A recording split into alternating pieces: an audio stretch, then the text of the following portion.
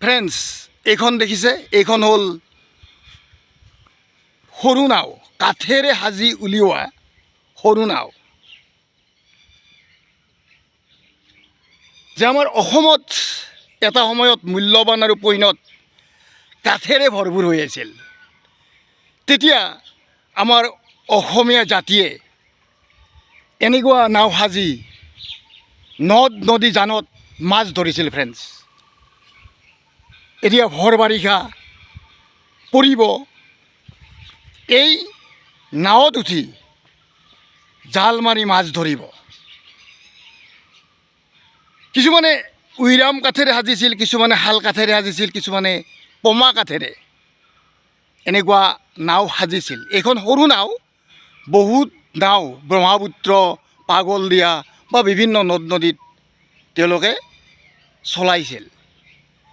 এইখন মাছ ধৰা সৰু নাও। কথা হ'ল কি, আমাৰ ছাত্ৰ ছাত্ৰীসকলে যে নাওখন কিতাপৰ মানে পৃষ্ঠাত ছবি হিচাপে দেখা পায়, যে এটা কাঠৰ যি নাও অসমত আছিল, এতিয়াও আছে, তেওঁলোকক দেখুওৱাৰ বাবে এই মই ভিডিঅ'টো কৰিছোঁ। চাওক ফ্ৰেণ্ডছ, যে আমাৰ অসমীয়া জাতিয়ে কাঠেৰে এনেকুৱা যি নাও সাজিছিল, এতিয়াও সাজি আছে। তেওঁলোকে মাছ ধৰিবলৈ বা নদী পাৰ হ'বলৈ এনেকুৱা নাও তেওঁলোকে সাজিছিল কাঠেৰে। চাওক ফ্ৰেণ্ডছ, এয়া হ'ল কাঠেৰে সাজি উলিওৱা, মাছ ধৰিবলৈ ব্যৱহাৰ কৰা এইখন সৰু নাও।